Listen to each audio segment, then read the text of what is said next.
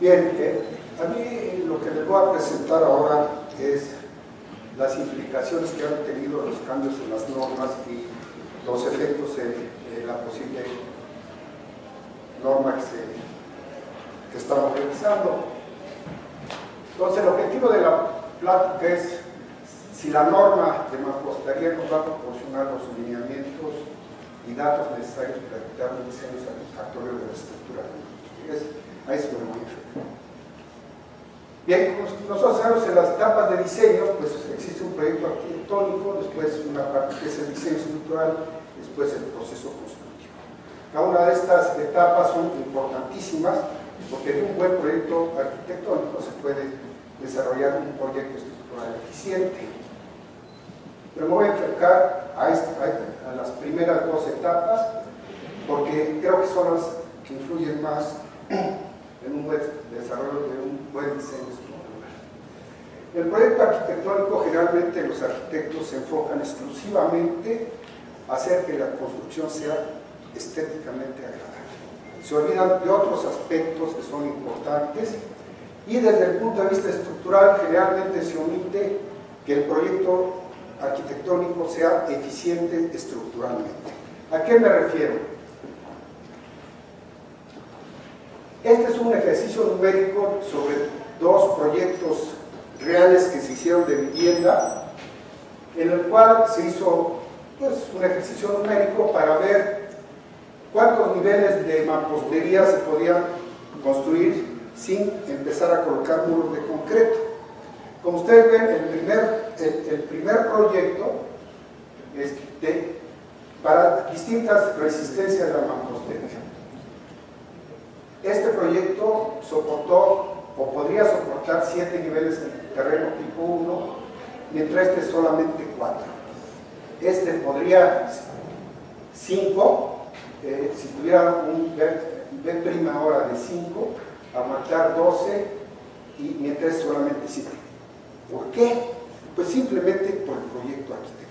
O sea, el segundo, este de acá abajo, este proyecto arquitectónico resultó más eficiente desde el punto de vista estructural. Entonces, hay ciertas reglas que en mi experiencia me he dedicado que se deben de cumplir así de manera muy genérica, que pueden hacer que los proyectos arquitectónicos sean eficientes desde el punto de vista estructural. Y son estos 4: que los muros sean continuos desde planta baja hasta elevación, muros simétricos con respecto a los usos ortogonales, la planta no deben ser muy alargadas, robustos en elevación. Si ustedes ven esto, no son más que algunos lineamientos del método simplificado, ¿sí? Pero, ¿por qué se quitó el método simplificado? Bueno, ahorita hablaremos más adelante. Pero lo primero es que veamos la importancia del proyecto arquitectónico y que nos dedicamos al diseño estructural, pues lo tomemos en cuenta si pudiéramos intervenir desde esta etapa para mejorarlo, y de que estas recomendaciones, aunque sea general o poniéndole números, pudieran estar en nuestra normatividad. Entremos a lo que es el diseño estructural. El objetivo pues, es dar seguridad a las estructuras, tomando en cuenta las características de los materiales y los sistemas estructurales. Es una gran responsabilidad del diseño estructural, ¿sí? Porque pues, del mal comportamiento de la estructura depende de la vida y los efectos personales de los que ahí habitan.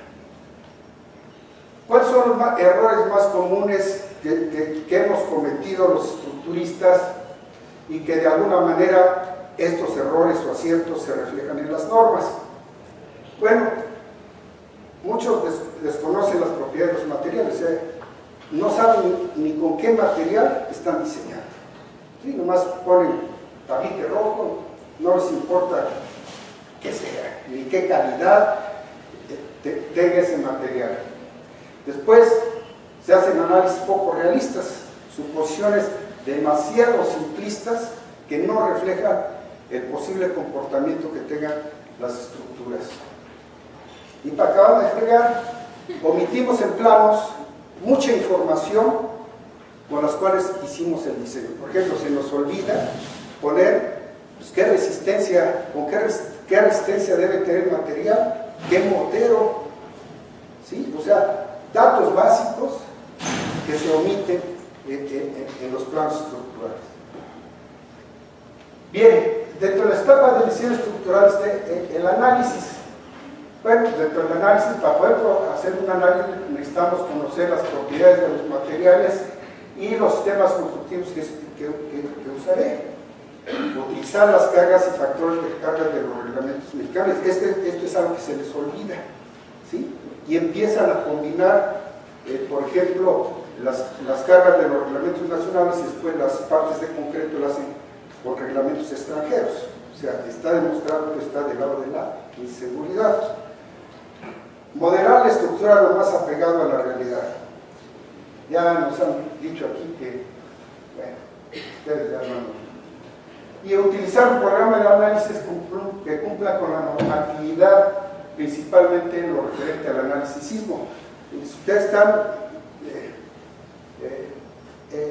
el análisis por sismo en los reglamentos nacionales tiene unos puntos unos ahí que no todos los programas de análisis extranjeros lo hacen. Bueno, respecto a las propiedades de los materiales, bueno, los que nos dedicamos a esto hemos, bueno, en los últimos 30 años ha disminuido drásticamente la resistencia de las piezas usadas para construir mamposterías. Esto hace que, pues, adiós esta tabla.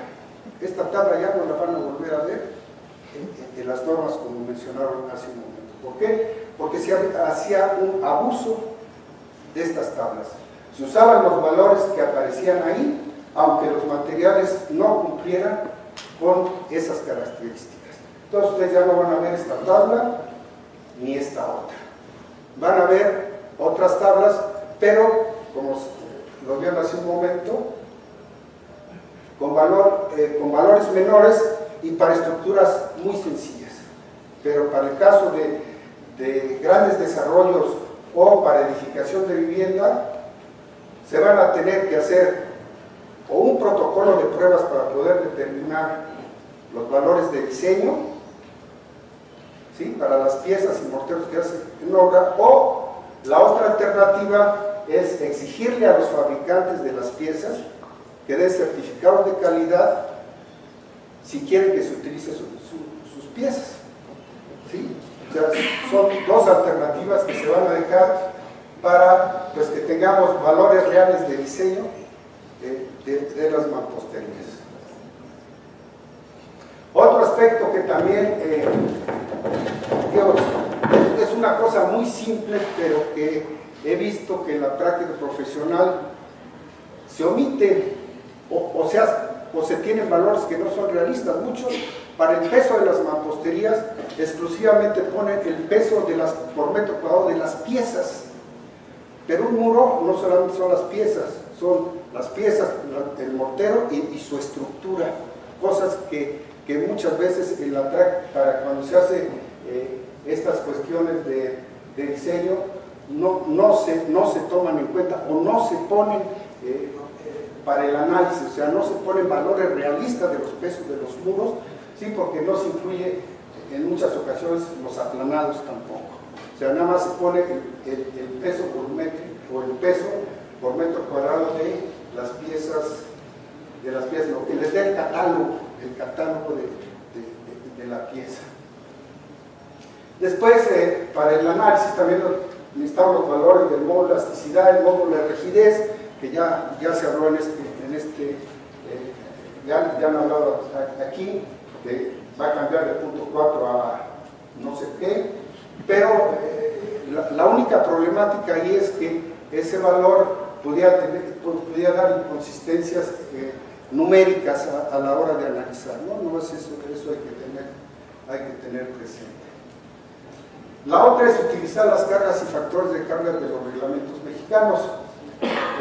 Esto ya se ha demostrado, pero desgraciadamente sucede con frecuencia, que se utilizan las normas nacionales para evaluar las cargas y normas extranjeras para hacer el diseño de los elementos, ¿no? Esto no es porque cada normatividad tiene su propia definición de cómo se deben evaluar las cargas, cómo se debe evaluar la resistencia. Entonces, combinar dos criterios, se ha visto que en el caso de México, lo diseñado con normas extranjeras queda del lado de la inseguridad, principalmente en cuestiones de cortante y de flexión y carga axial. Eso, no sé, tal vez se debería de decir en nuestra normatividad, ¿no? Modelar la estructura lo más apegado a la realidad. Ustedes ya lo han de ver sentido, ¿no? Es mucho más complicado y tardado modelar e interpretar los resultados de un análisis de una estructura de mampostería respecto a una estructura base de marcos, ¿sí? Implica mucho más tiempo, tanto en la modelación como en el diseño, si es que se quieren hacer las cosas bien. ¿Por qué? Porque se hacen idealizaciones poco realistas y, sobre todo, un uso inadecuado de los programas de análisis. ¿Por qué se eliminó el método simplificado de análisis sísmico? Desde mi punto de vista, como me he dedicado cerca de 40 años al ejercicio profesional, es que hacen un uso indiscriminado y casi criminal del método simplificado de análisis sísmico. O sea, lo aplican a estructuras que no cumplen varios preceptos del método simplificado, ¿sí? El método simplificado, si se aplicara, sería cumpliendo todos los requisitos, pero desgraciadamente en la práctica profesional lo aplicaban sin que se cumplieran muchos de los requisitos para aplicarlo, ¿no? Entonces, por eso de ahí, pues, qué bueno que desapareció ese método simplificado, aunque en las normas de mampostería se va a dar otro uso, pero ya no como procedimiento de análisis, ¿no? Sino como un procedimiento nada más de revisión global.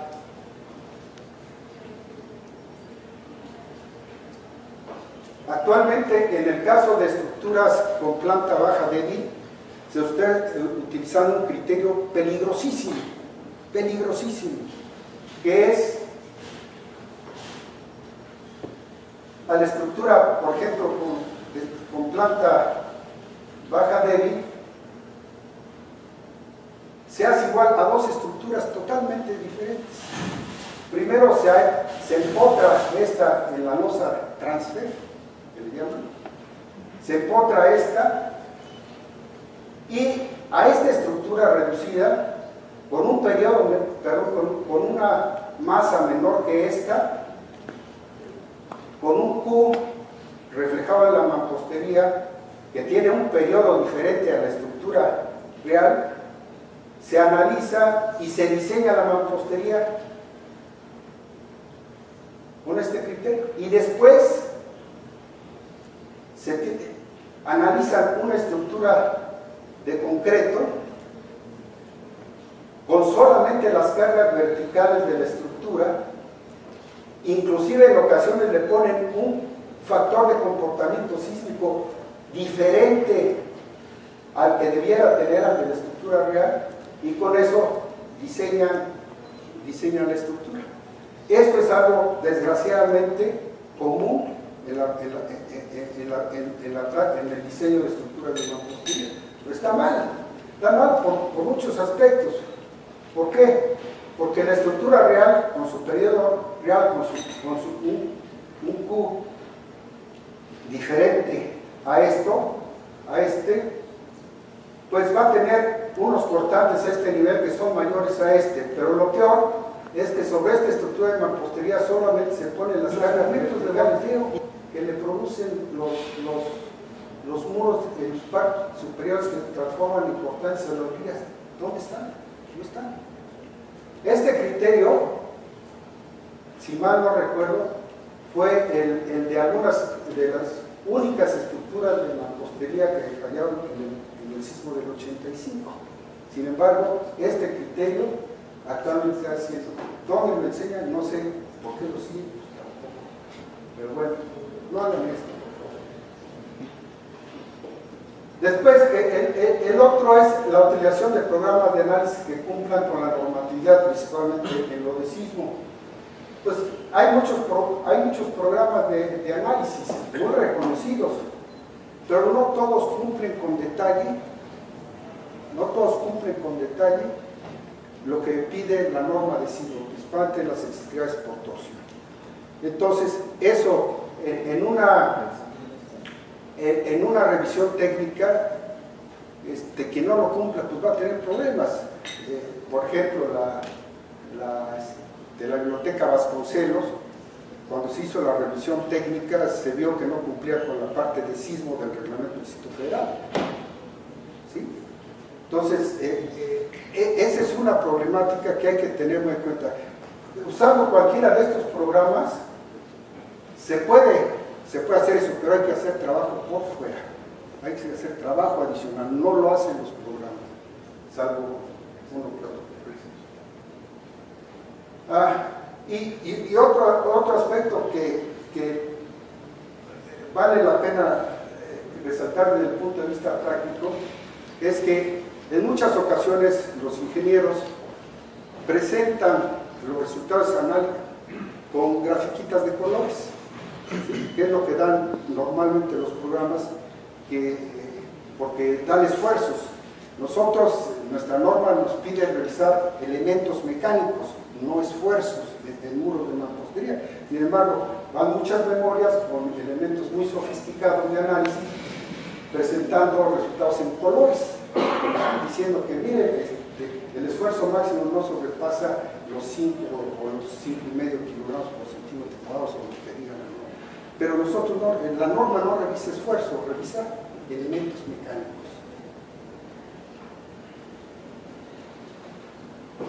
Bueno, ya hablamos en el dimensionamiento, cumplir con las normas técnicas complementarias para el diseño de estructuras del Distrito Federal, que es ampliamente utilizada en la República Mexicana y puede ser utilizada en muchos de sus lineamientos, y que las normas locales consideren estos mismos lineamientos. La problemática es cuando se empiezan a mezclar con normatividad de otros países. En el dimensionamiento importante, en la normatividad desde el 77 hasta el 2004, la ecuación principal para el diseño de la resistencia en la mampostería era esta. Aquí está. Este factor está. Era esta ecuación. En ese entonces era un criterio de resistencia. Nuestros reglamentos, digamos, del 57 del siglo pasado, acá ha pasado de ser criterio elástico a un criterio de resistencia, a un criterio de estados límite, y desde el 2004 se empezó a ir, aunque no se dice abiertamente, es un criterio como se habló al límite. Sí, nos empezamos a ir al límite. ¿Por qué? Pues ya no solamente era la resistencia de la mampostería, sino que a partir de 2004 se puede incrementar la resistencia con la contribución del acero. O sea, nos estamos yendo más allá. Antes el criterio era de que el sismo de diseño casi correspondía con el fisuramiento de la mampostería, o sea, con esta otra. A partir de 2004 permitimos ir más allá de la sola resistencia de la mampostería. Sin embargo, había, desde mi punto de vista, una incongruencia con la deformabilidad que se permitía. ¿Sí? Nos permitía mayor resistencia, pero era muy restrictiva en cuanto a la deformabilidad. Este cambio, este pequeño cambio, hizo que en la práctica el costo de las estructuras de mampostería se incrementara del orden de un 30% por tratar de cumplir con esa deformabilidad, cosa que en muchas ocasiones ni se alcanzaba a cumplir. Sin embargo, teníamos que poner más muros de concreto para tratar de rigidizar a la estructura. En el 2014, como alguien mencionó, el profesor mencionó que los tiempos humanos, los tiempos ecológicos y los tiempos políticos no son iguales. Pues, si se aprueba en el 2014, el criterio pues va a cambiar, ¿sí? Se va a aumentar, por ejemplo, aquí va a ser .08, nada .07, pero existe una problemática que en lo personal me preocupa. En el comité no hemos entrado a eso, pero es algo que a mí me preocupa desde el punto de vista, inclusive puede ser social, que anteriormente el sismo del diseño correspondía con el agrietamiento del muro, ¿sí? Ahora, como digo por parte del doctor Meli, se van a incrementar los coeficientes sísmicos, un 30% al menos en el Distrito Federal, lo que va a implicar que, pues, qué bueno este incremento de la resistencia por acortante la mampostería, pero la cuestión sigue, esto va a implicar que las mamposterías se agrieten para sismos menores al de diseño, de forma automática. ¿Cómo lo vamos a manejar eso? Desde el punto de vista social, ¿sí? O sea, nosotros vemos una estructura de concreto que está fisurada y pues, es normal.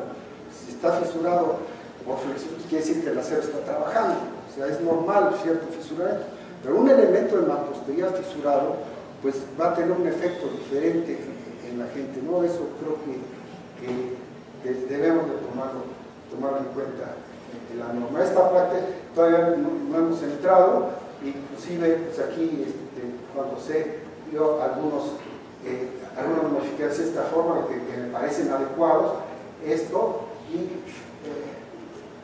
y estamos ahorita en ese proceso, o más bien vamos a entrar a la discusión en esta parte de la norma, pero para mí es una preocupación. Y en los planos estructurales, creo que sí, la norma no lo dice, a lo mejor se considera que no es algo importante, pero desde mi punto de vista sí lo debiera de ser, ¿no? El exigir o de alguna manera que contengan la información básica y los detalles constructivos necesarios para una buena ejecución del proyecto. Por ejemplo, cuando en los planos no especificamos la resistencia de la mampostería, es como si en una estructura de concreto no especificáramos la calidad de concreto que queremos. Digo, si eso se exige para el concreto, para el acero, ¿por qué no exigirlo para la mampostería? Mi conclusión ha sido de que, mi práctica profesional, es que hasta el momento, afortunadamente, la normatividad de mampostería ha sido buena, no ha sido rebasada.